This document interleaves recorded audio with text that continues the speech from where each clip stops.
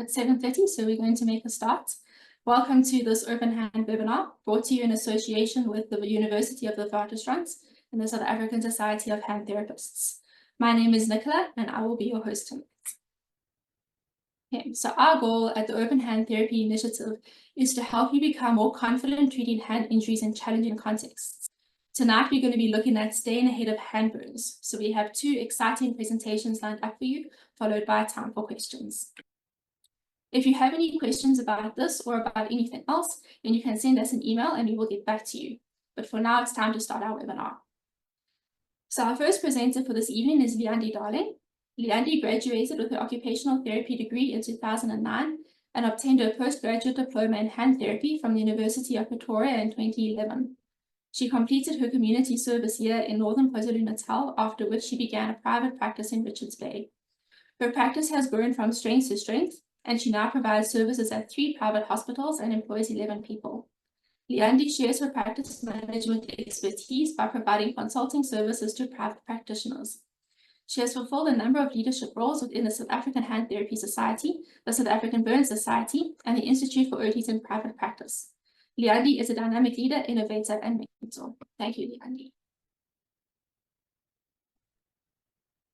Thank you for the introduction, Nicola.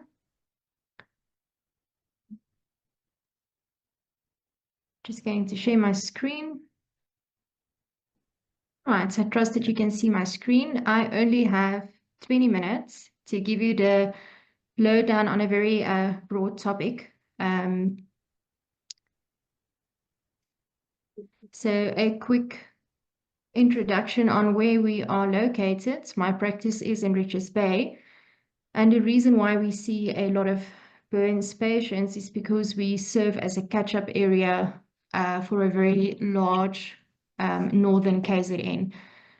We service 3 hospitals in Richards Bay and in Pangeni. And just to share a bit of stats with you, on record, we treated 480 burn-injured patients at one of the 3 facilities between Jan 2017 and December 2021. And if I look at the adult working population, we extracted 48 files, and I'm proud to say that 100% of these patients returned to work. My clinical stats also looked at hand function, and it indicated that all hand burns are discharged with functional hand use and 85% total active range of motion of the involved digits. So it can be done. I know that a lot of you are novice therapists, and burns are one of those things that you tend to run away from. But if you work hard and actually enjoy the topic that Nicola and the team chose, is staying ahead of burns, because once you've lost it, it's very, very difficult to get it back.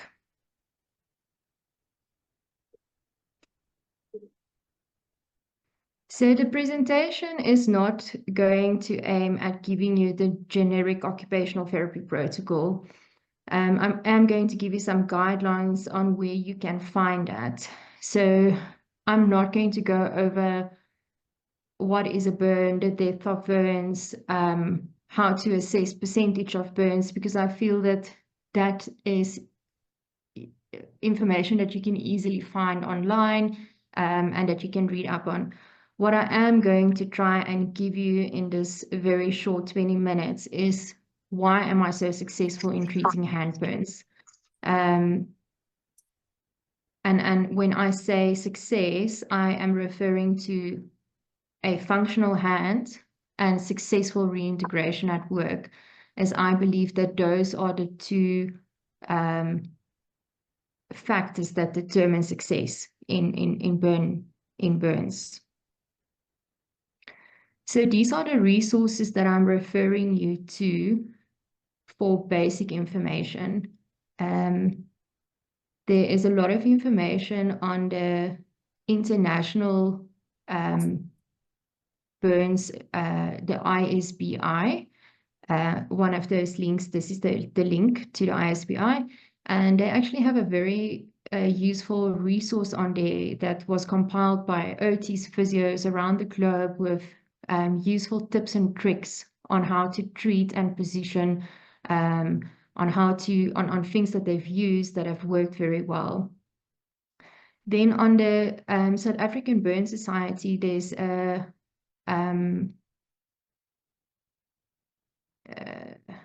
the practice guidelines for burn care, and that's where you can find all the basic information on how to determine what is the percentage of a large burn, how deep is a burn, etc.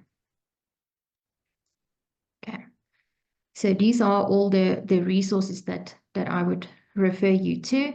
The rehabilitation of the hand and upper extremity also gives you a lot of information on the basics and the management in the 3 phases, the acute and the healing phase and the rehabilitation phase.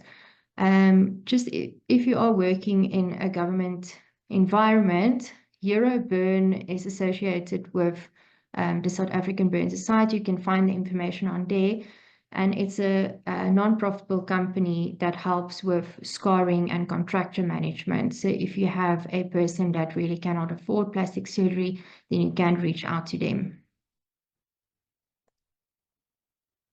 Right, so we know that the hand only accounts for 3% of the total body surface area when we look at burns. But despite this small percentage, an injury to the hand can cause lifelong deformity and disability. And according to the American medical guidelines, loss of hand use results in an impairment rating of 95% of the involved extremity and 57% loss of the whole person's function. So the seemingly small percentage of body surface area involved in a hand burn is the leading cause of impairment in all burn injuries. Furthermore, we also know that in general, work-related injuries have poorer outcomes than those sustained outside of work.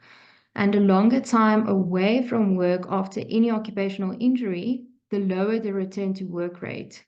In fact, stats indicate that the probability of successful return to work after 5 weeks is 50%, after 12, 20%, and after 22 weeks, we are only looking at a 10% return to work rate. Now we know that in burns, our patients are often hospitalized for prolonged periods, and even after discharge from hospital, they don't just go back to work. So we are definitely looking at a 10% return to work rate or probability of return to work according to stats. So burn injuries have a devastating effect on a patient's physical, physiological, and psychological well-being. And I think this is why I absolutely love burns, because there is no recipe. Whatever you're going to get in your mystery box is not going to be the same as the next mystery box. And you have to work with what you have in order to bake this cake or to get a product or to get a successful recipe from it. So we know that burns have a social impact. It implicates work. It will lead to role impairment, and it remains the world's leading cause of disability. It is a very complex and lengthy condition to treat. If you look at this picture that I've put up here, as an occupational therapist, you have to carry knowledge about what you are seeing, the very obvious wounds. You have to think ahead and plan how are you going to prevent contractures. All along, your patient is in pain and they are worried about how their body image is going to change, the scarring. Psychosocially, the patient experiences anxiety, most probably depression. They often have PTSD due to the incident. And again, their self-image changes. When we look at the roles, we know the social impact, we know the work implications. They may not be able to go back to a hard labor job It causes financial stresses due to the lengthy hospitalization and time away from work. It also involves a very long treatment time. We're looking at 2 years, and then the role of this person changes completely. So if we just look at this picture, you can see that there is a lot to treat from an occupational therapy perspective. And you can appreciate that each burn patient that's going to cross your path is not going to be the same. There will be no recipe with burns. You have to open up that box and you have to start unpacking and seeing how are you going to prevent disability. So I'm quickly going to give you a few tips and tricks and lessons learned on the generic occupational therapy protocol, because remember, this presentation is not to tell you how to position, what to do. I'm going to tell you what I've done wrong because I've been doing this for a while. So this picture seems like it's perfect. Look at this 80+% burns patient, perfectly positioned in ICU with his shoulders in abduction. But what happened to this patient is he ended up with elbow contractures. His shoulders were internally rotated and his forearms is in pronation. And this is a very non-functional position. You cannot wash your face, you cannot wipe your bum, and you cannot carry anything. So my lesson learned here was when you work with a burns patient, an upper limb burns, you're always going to work towards shoulder retraction, forearm supination, and elbow extension.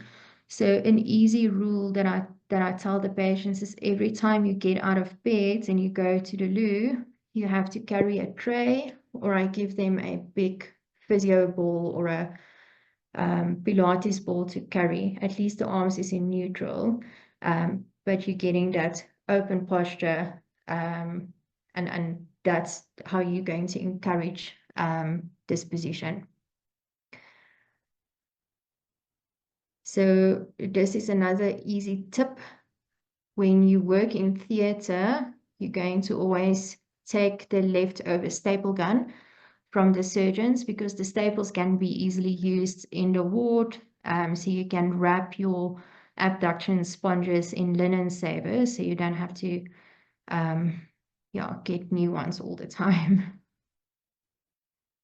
So positioning, we notice Spreegrad, shoulder abduction, external rotation, elbow extension, forearm supination. A tip is remember and appreciate what is going on inside the body. And with burns, it's not just the skin that's affected. You have to appreciate all your anatomical structures. And one of the most important ones is the brachial plexus. So if you're going to push that shoulder backwards and allow the patient to lie with his arms hanging from the bed, you're going to put too much strain on the brachial plexus. So always have the shoulders in slight forward flexion.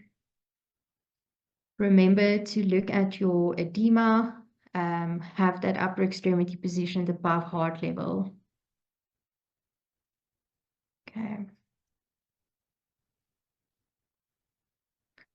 So now getting to the good stuff, why am I successful? And I broke this down into 5 critical points that I think defines the success that we have in our facility. This is early wound closure, refer to the OT in the first 3 days, splint your patient in theatre, pain-free mobilization, and addressing psychosocial risk factors throughout treatment. So I know there was a question on give us more about wounds and dressings, and we don't have enough time in this presentation.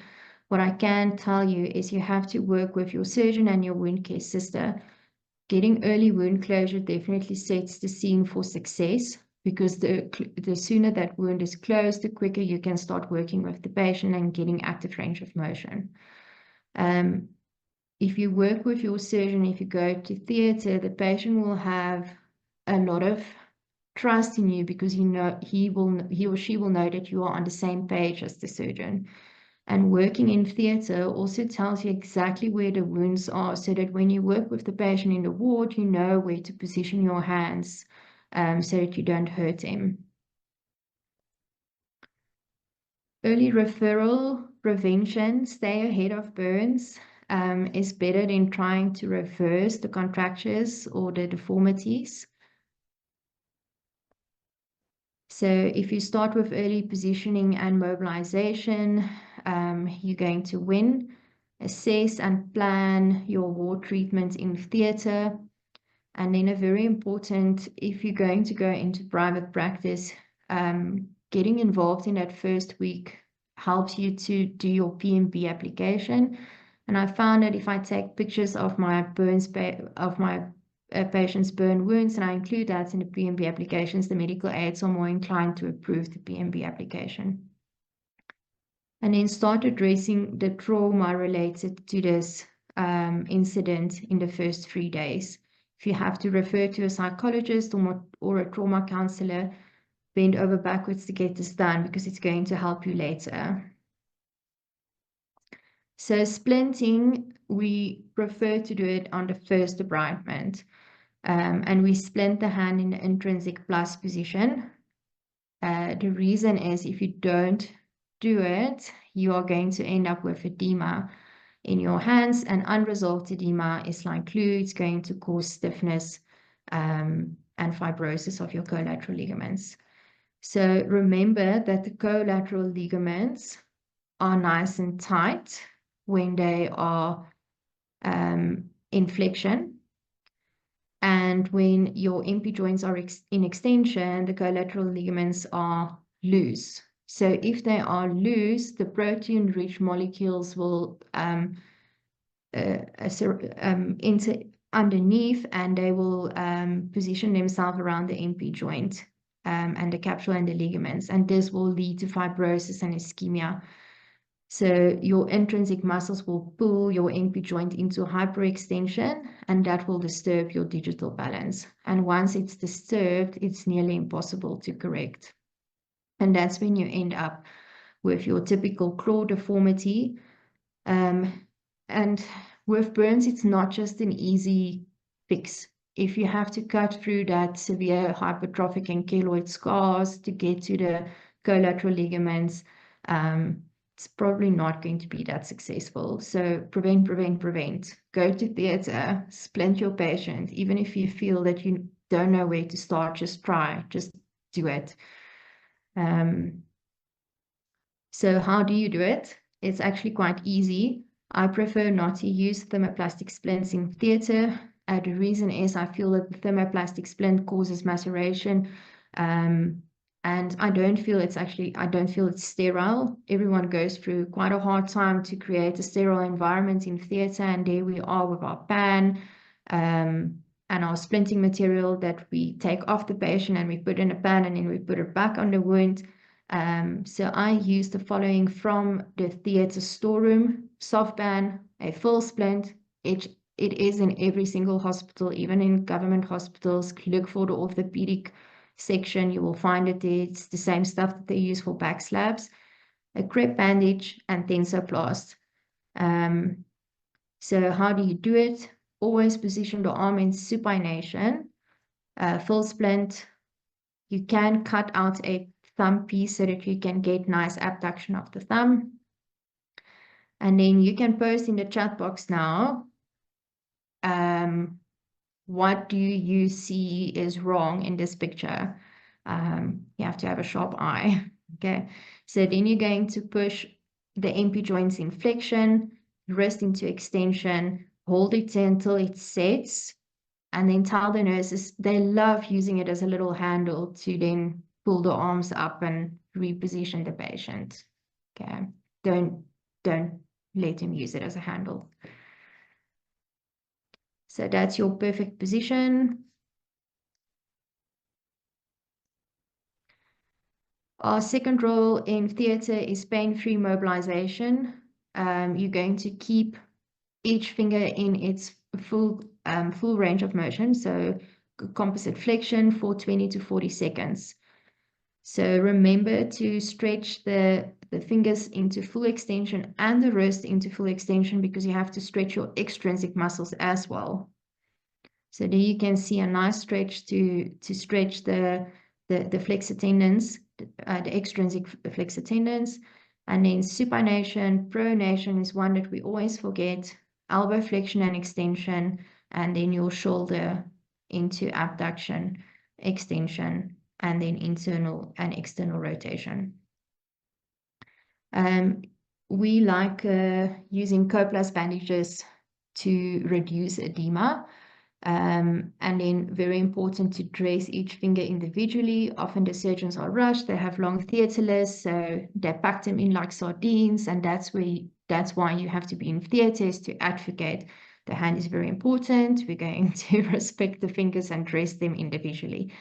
You can also adapt some of the remotes if both hands are splintered, and make a plan so that your patient can at least reposition himself in ICU with the bed remote. The last one is addressing psychosocial risk factors. And this is got to do with return to work. I focused on adult population and working population that sustain burn injuries at work. So symptom-focused intervention is not enough to reduce disability. And the research shows us that all of these things will definitely help in burn management, but not one of them will actually help your patient to go back to work or to improve their life role function. So the challenges that we see in work-related injuries is there's expectation to be compensated. The patient is fearful of going back to work because it was a stressful incident. There is perceived injustice. Something happened that caused this burn. It must be someone's fault. And then the work classification, classified as doing hard labor, and now I'm able to do light work, poses a challenge for going back to work. So how do we address it? We have an education group where we explain to the patients how much they're going to be compensated, and for what they will be compensated. We do work hardening. We get the employer involved in the first 2 weeks to explain to them the work levels, and then we also work on communication skills. So this is often what our patients believe. And then if we break it down to them in the group, we tell them that, if you're going to get a disability grant in South Africa, it's 2,090 Rand. But if you're going to go back to work, even on a minimum wage, you're going to exceed the disability grant by far. And that's what we should be aiming for. Then we also explain to them the compensation is not a lot, especially with burns. You will not be compensated for pain and suffering. So this is how our group will typically look like. And the patients absolutely love sharing with each other what happened. This is what work hardening is all about. You actually get your patient to do the things that he will be doing at work, so that he can overcome that fear of, I won't be able to ever climb a ladder again. I won't be able to do bolts and nuts or work with tools, crouching, kneeling, working in spaces that I cannot see. So you give them the confidence. Lifting. Okay, and then I see I am already on 22 minutes, so very quickly, just want to show you that it can be done. This was a 3rd-degree burns to the hand, shoulder, neck, and face. Electrician, a substation exploded, and he actually presented with full active range of motion, even though he developed quite bad scarring. This is after he had a few courses of injections to reduce the keloid scars. You can see here in his neck how bad the scarring was, and this is after injections. Very pleased with the outcome. And then he actually went back to work as an electrician. Okay. And this is 80+% burns that was with us for 9 long months. And he also presented with a full active range of motion, and he also went back to work as an electrician. So take home message, get your surgeons to refer to O2 in the first 3 days, go to theatre and splint the hand and mobilize the patient pain-free on every debridement, and start addressing your psychosocial risk factors from day one. Thank you.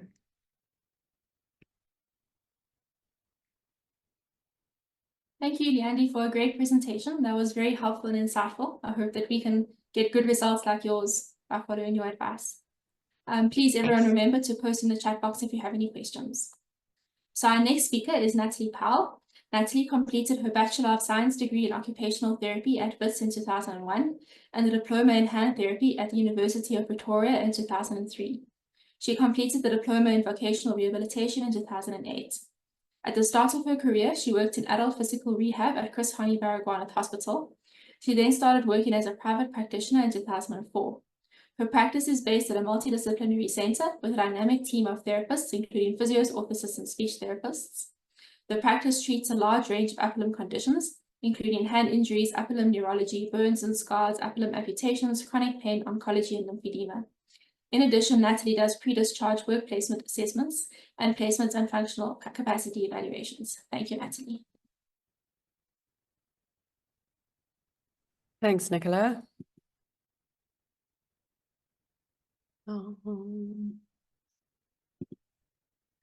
Right, here you go.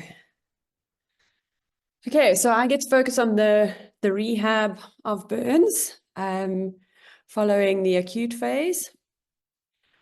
Right, so the burning question. In acute treatment, the acute treatment is usually the immediate care for the sudden onset of symptoms.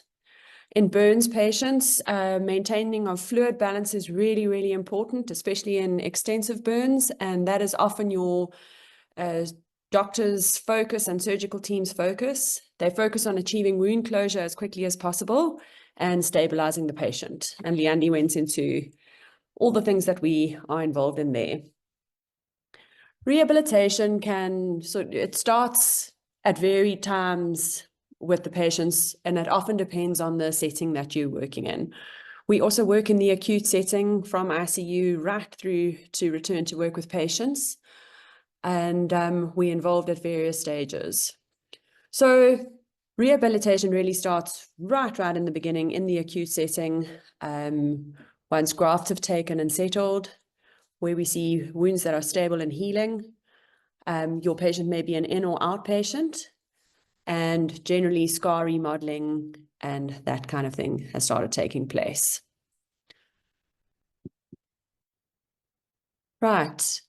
Assessment is really key in your patients. When the patients come to see you as an outpatient or even as an inpatient, you need to assess where their wound healing is, what their skin integrity is looking like, and what their skin condition is like. What kind of scar is forming. Patients can scar extensively right from the beginning, and that's very dependent on genetic factors, the type of burns that have occurred, and it really varies from patient to patient. You need to make sure, have a look at their range of motion, and we're speaking specifically about hands tonight, so I'm going to focus a lot more on that. You need to look at their finger range of motion, their wrist, their elbows, and other affected joints that are affected by their burns. We very rarely just see hand burns in the setting that we are in. Often they're far more extensive than just hands. Also look at the sensation and the sensitivity of your patient's skin, what their pain is like, and then you have to have a look at activities of daily living. When looking at wound healing, skin integrity, skin condition, and scar formation, the Vancouver Scar Scale, or also the Burn Scar Scale, is quite a useful tool. It would be really nice to get a baseline with this, and for a novice therapist, it's a really nice guide for you if you're seeing burns for the first time. So what it looks at in the scar is vascularity. And if you look at the picture on the right-hand side, it looks at how pink, red, or purple the scar is. And if you look at this patient on the side here, it's probably, it's quite a red scar. There's a significant amount of vascularity in here. You'd probably score this patient at a 2. If you're going to look at pigmentation, you're going to look at whether they're hypopigmented or hyperpigmented. In this patient, it's quite difficult to see because the vascularity of the scar is quite extensive still. So he's quite red. In all likelihood, he's probably hyperpigmented, but you'd be able to tell that better as they settle down. If you look sort of more over the dorsum of his the dorsum of the hand, his skin is a bit darker there, so there seems to be more hyperpigmentation. You'd look at your scar's pliability. Is the scar normal? Is it supple? When you touch it, does it move? Does it yield? How hard is it? Does it feel very fibrous or rope-like? And are there contractures that are developing? This patient has contractures. His scars are quite hard and fibrous. So he really scores around a 4 or 5. And then you're going to look at the height of the scar. That sort of tells us how, whether the scar is hypertrophic, if the patient has a propensity for keloiding, and you look at how thick the scar is. His scarring is quite thick, although not as thick as 2 millimeters. So he's probably going to score a 1 there.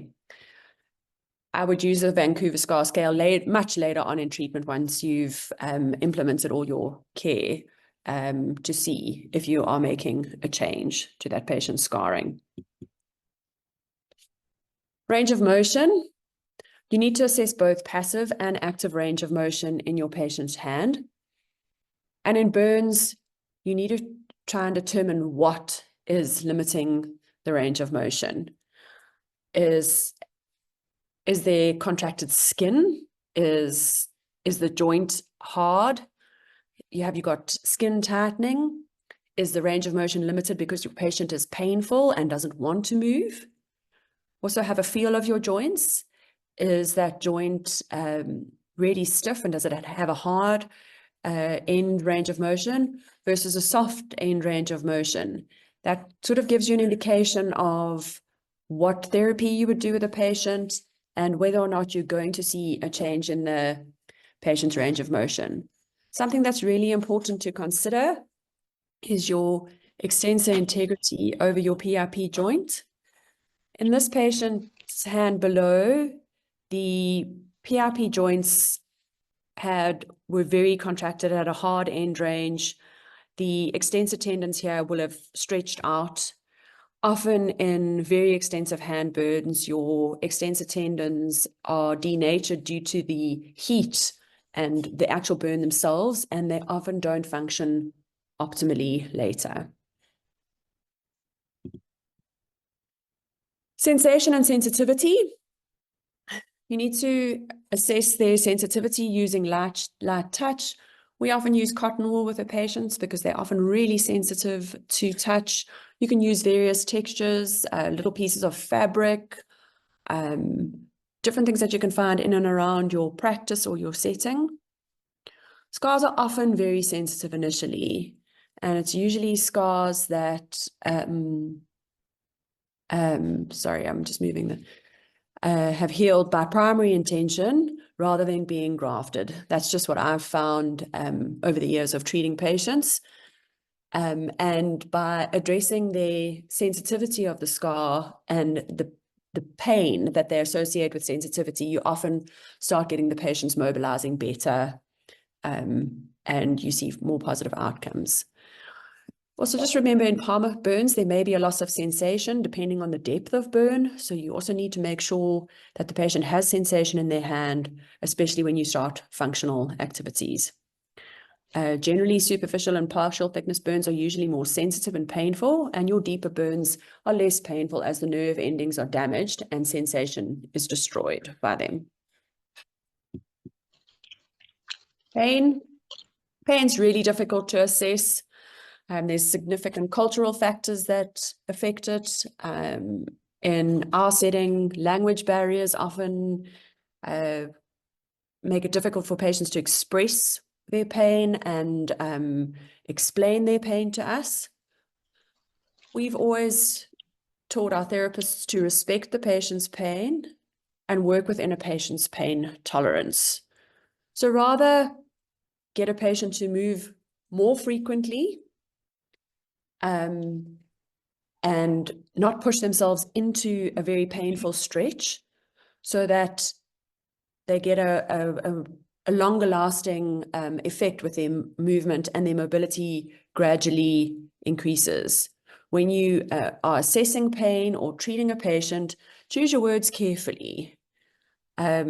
Try and establish whether patients are feeling a stretch or if they're feeling a pulling, and speak about stretch and pulling rather than pain and the intensity of pain, so that they start to reframe their pain experience. If you can get better patient buy-in, you're going to get better results. So respecting a patient's pain and working slightly slower initially will give you much better long-term results and far longer lasting outcomes. Generally, pain is expected to settle as your scar pliability improves and range of motion improves. So I think just to keep that in mind when your patient's pain really isn't changing, it could be that they could be developing a chronic pain, or maybe there's something else going on, like an infection or something like that, that you maybe need to be mindful of. Okay, moving on to treatment. Scarring and skin. I love treating burns because we make a massive difference in patients' lives. And it's the one diagnosis that if you put the effort in and you can get your patient on your side, you see significant changes in scarring. We always focus on a patient's skin integrity and the condition of their skin initially, and teach a patient to make sure that their skin is soft and pliable. And we often need to add moisture to a burn. The burn itself damages the sebaceous glands and the skin's ability to moisturize and oil itself. So we need to externally add some kind of cream to the patient's hand. In our practice, we use Epimax. Our patients love Happy Event. It's a cream that's used for stretch marks. It's really nice and rich, and it keeps their skin nice and soft and supple and allows them to mobilize more. Burn wounds often crack and they dry out a lot. So it is really important that you educate your patient on skin care. And starting scar massage as early as you can, that would depend very much on what their wounds and whether the wounds have healed or not, and what their skin integrity is like. But you can start scar massage quite early on. You just wouldn't start it as aggressively initially, and slowly build up. Pressure garments. If you're going to treat burns, you girls and boys need to learn to make pressure garments. They really are the mainstay in treatment, in rehab of burns, and make a significant difference to a patient's mobility as well as the appearance of scars. They're there to flatten your scars. They help manage the vascularity and the color of the scars. They also improve mobility significantly. And as soon as your patient's skin is stable, you can start with garments. What we do sometimes find is some of our patients tend to develop blisters. It's just got to do with what the basal layer of skin is like when your surgeons are grafting, and in areas where the basal layer of the skin wasn't great, they do tend to blister there more. We usually manage that area with small dressings, and the patients still wear their garmentry over those little blisters. And also, if your patient has a small wound, you are more than welcome to put a garment on and manage their wound. Make sure you put a dressing between your garment and the wound so that your garment doesn't stick to the wound and open it up as you pull it off. Okay, with scarring and skin, we often see patients who have very itchy scars, and their scars can be quite irritated and red. Our patients will often take an antihistamine like Allergex, which helps manage the itchiness, or even using a cream like Anthisan, which is also to help manage that itchiness. Pressure garments work brilliantly with your itching and irritation as well. With keloiding, we often will put extra padding in our pressure garments between the scar and the garment. We usually use neoprene and shape the neoprene to the garment and apply it over the area under the garment. You can see here on this little girl's hand, she's developed significant keloiding on the back of her hand. A keloid scar is a scar that grows bigger and breaches the margins of your original wound. Keloids do respond nicely to pressure garments, and some of our surgeons often also use steroid injections into the scar, which helps soften them. It is, however, very painful and not a particularly comfortable procedure for patients. K-tape works beautifully on smaller scars, and it can be applied in a crisscross fashion like this over the scarring to help lift the scar, flatten the scar, and get it more mobile. Range of motion. We try and start active range of motion as soon as possible. Again, here, it's really important to consider pain. Patients are often extremely reluctant to move when they still have open wounds, but it is very important to maintain that. Also, just if there is significant pain, you need to work with the nursing staff and the surgeons to make sure that their pain management is adequate to allow you to get them moving. But you do need to move them. The longer they stay still, even with splinting, the harder it is to get them moving. We often buy huge blocks of sponge and cut them up into smaller pieces. It's a relatively cheap thing to be able to give a patient to actively encourage them to flex their hand. I find that giving them something to push against gives them feedback, and they can see their mobility improving. Also, the wringing out of a cloth or a towel, obviously depending on what their wound situation is like, is also a good activity to use in those patients. Splinting in the rehabilitation phase is often to maintain range of motion. As scars start healing, they tend to shorten and can tighten up. So if you notice that a patient is losing range in a joint, it's important to splint it to prevent the scars shortening further and maintain the length. Obviously, splinting is there to prevent contractures. We also use splinting to resolve contractures. And in this picture, we've got a patient who sustained electrical burns, really significant electrical burns, was hospitalized for, I think, 6 months before they achieved wound healing. Unfortunately, I don't think his management in hospital was brilliant, and came to us with very contracted wrists, contracted web spaces. He needs a lot of work. In this patient here, he's got a wrist contracture, which I would start splinting out. Putting his wrist into a better position will probably allow him to mobilize his fingers better, and get his hand going. And also remember, you can put your splints on over a pressure garment, so you can splint and manage scarring at the same time. When to splint and when not to splint.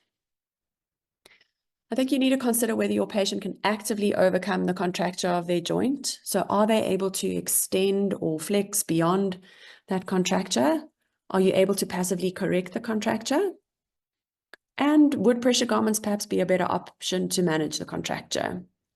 So in these pictures here, we had a patient with a an elbow contracture. You can see the tight band that's sort of developing over his elbow. He had a fairly mobile joint and was able to extend that contracture somewhat. And my therapist that I work with opted to rather use pressure garments for the patient. And yeah, the surgeon wanted to do a contracture release. We managed to convince him not to. And the patient achieved full range of motion relatively quickly. I think within a 6-week period, he had elbow extension, and you can see his scarring softened beautifully.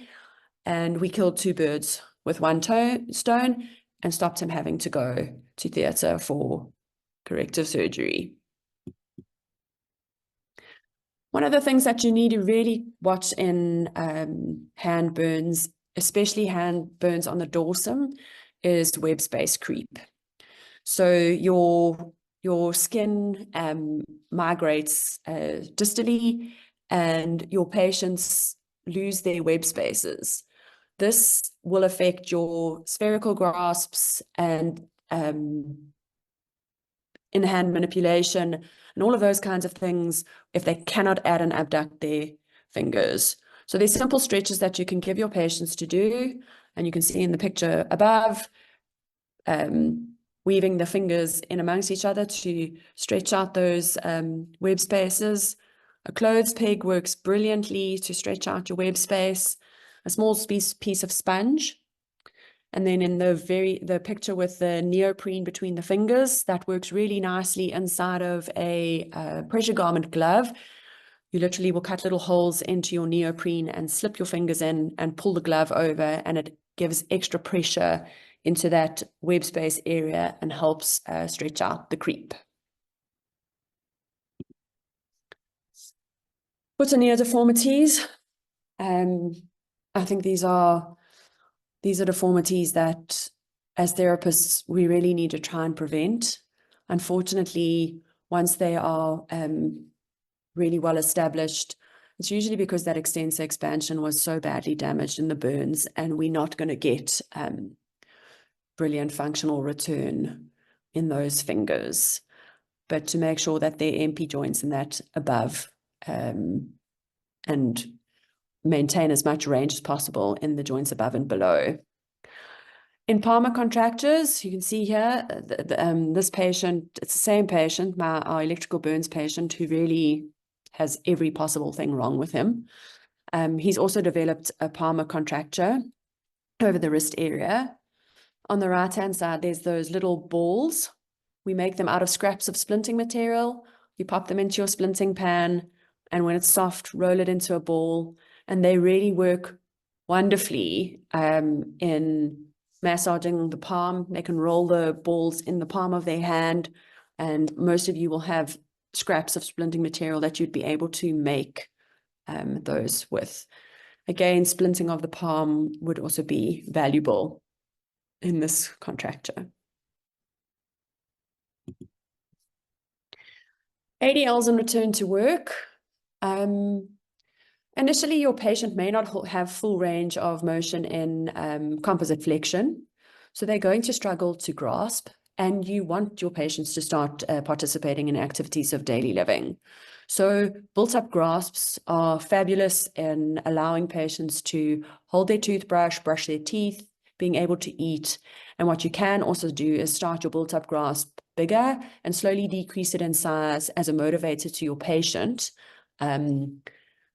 As their composite flexion increases, they're going to need a smaller grip and ultimately, hopefully not need one later. And it's a great tool to use to motivate the patient in their therapy and show improvement.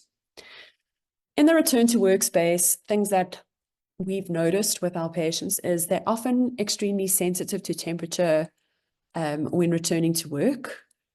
And it may be because the patients are fearful of being burnt again. A lot of our patients are burnt in areas like furnaces, where there are high temperature settings.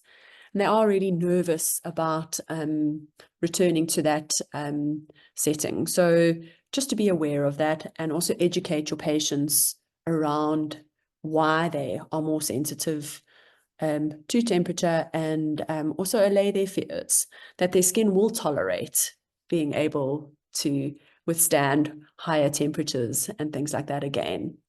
We encourage our patients to wear their pressure garments to work, obviously depending on safety protocols and things within the workspace.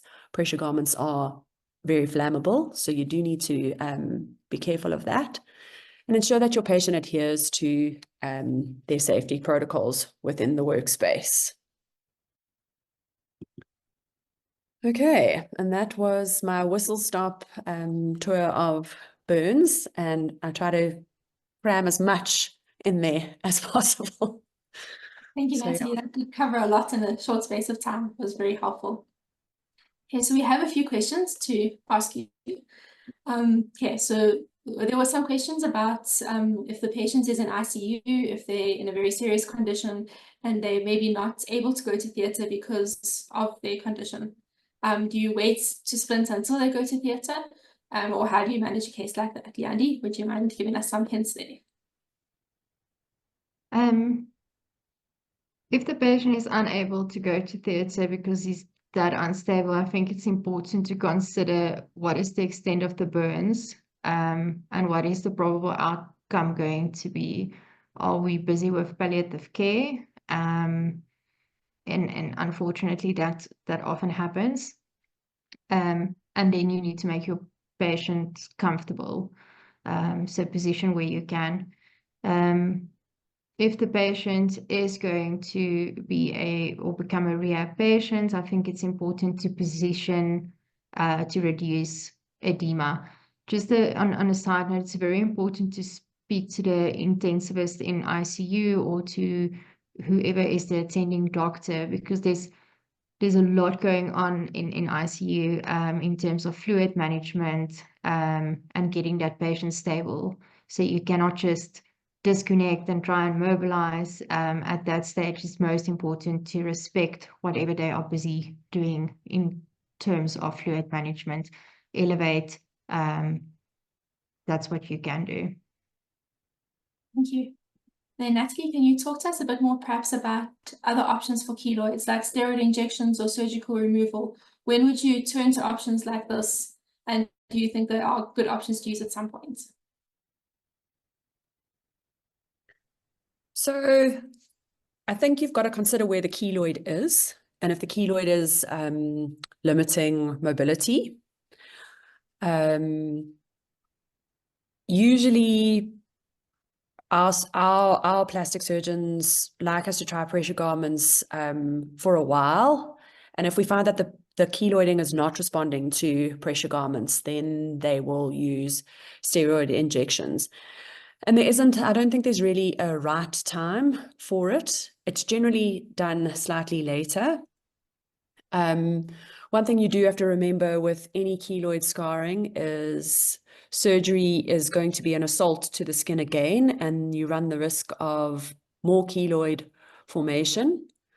And what we do find in some patients scarring is way more aggressive than others. So some patients' keloids do settle and others do tend to grow. So I think you've got to consider when it is limiting function. Yeah, steroid injections are generally quite successful. And we have seen really good results with that in conjunction with pressure garments and the therapy in that after. So it really needs to be a team approach when you're managing keloid scarring.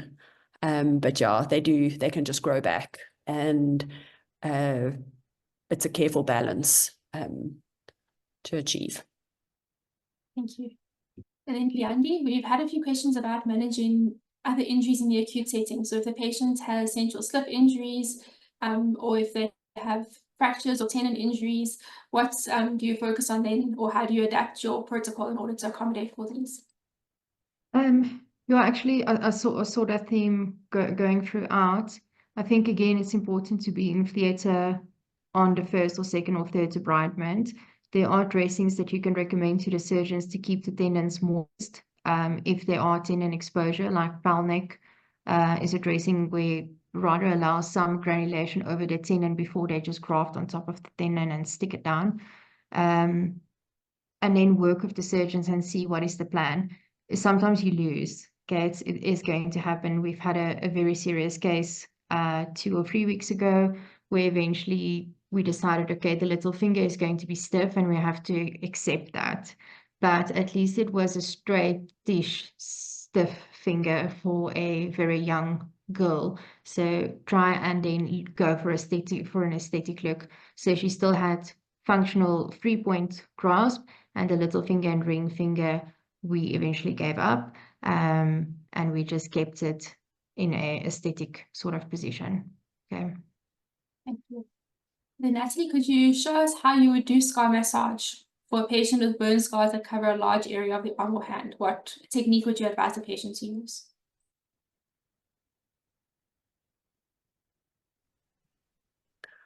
So I think there's various things that you can use for scar management, scars that are on a larger surface area. I always tell patients to use the palmar surface of their fingers, not to dig into a scar. It's not about pressing down and digging into a scar. I would use circular motion, and it's relatively firm. Often in the beginning, patients' scars can be a little bit sensitive, so rather start off a bit more gentle and see if you can get the skin to start being more mobile and mobilizing under your fingers. And gradually, as the patient tolerates better, you can apply more pressure. In very fibrotic scars, you can push quite firmly eventually to try and get the deeper scarring to break down. A splint ball works quite nicely over a large surface area, and there are other tools like roller balls and things that you can use over a larger surface area to save patients' thumbs and things like that as well. Thank you.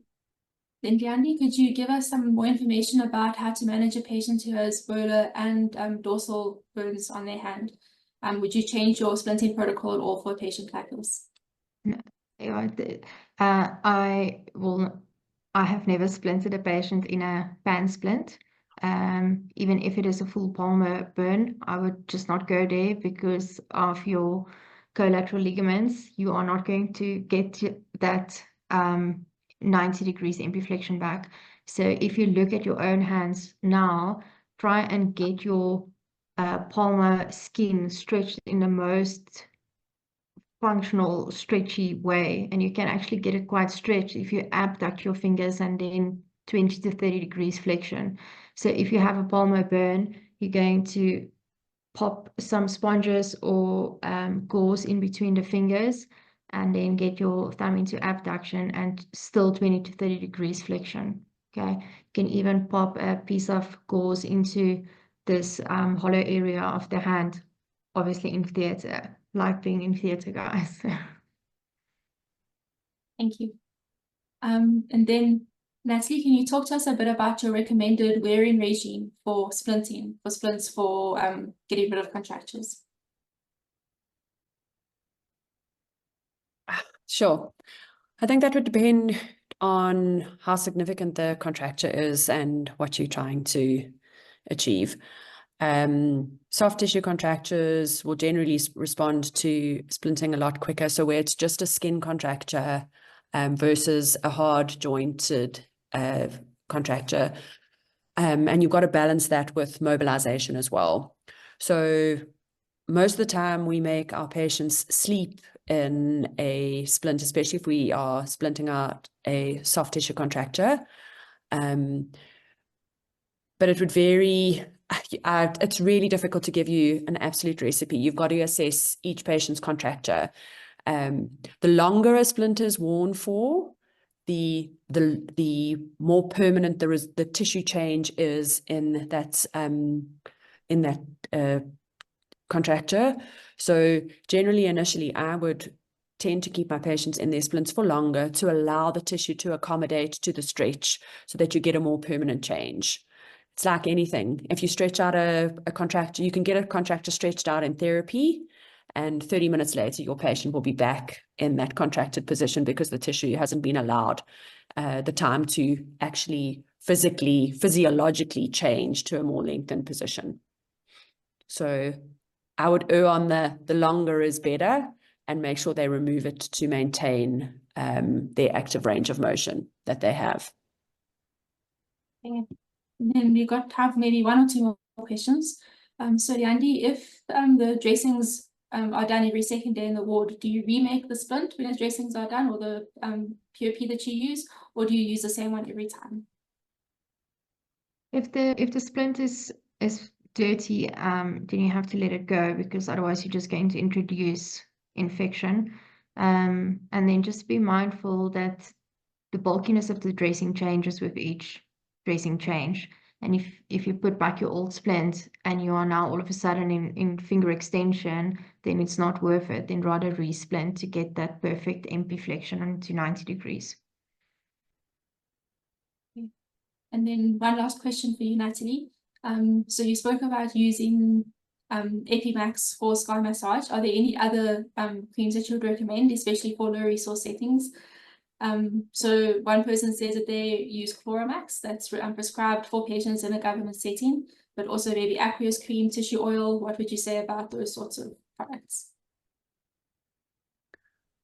So I think Chloromax is often used. It's an antibiotic cream. So initially, when your patients still have small wounds, it's a valuable cream, but it's actually not, I mean, it's actually a really expensive cream to be using for scar massage. And long term, I don't think that it's a brilliant option. But if the patient has nothing else, then by all means use it. I personally don't like aqueous cream in scars. Aqueous cream is actually supposed to be a base for other creams and other emollients to be added to it. And what happens with aqueous cream is it often forms like a film or like a skin on the patient's hand, and it actually dries their skin out. It's not a very moisturizing cream. We would tend then to, if our patients can't afford Epimax or Happy Event or one of those, we'd rather get them to put Vaseline on their skin. I find it's more emollient, and it allows the skin to stay more supple. Aqueous cream's not great. Yeah. What they could do is mix aqueous cream with a bit of tissue oil, and it gives the aqueous cream a bit more of an emollient type base, and is a richer cream then. But I prefer we steer away from aqueous cream generally. Okay, thank you so much. That was very helpful. Thank you for your presentations. Let me just share my slide and then we can finish off.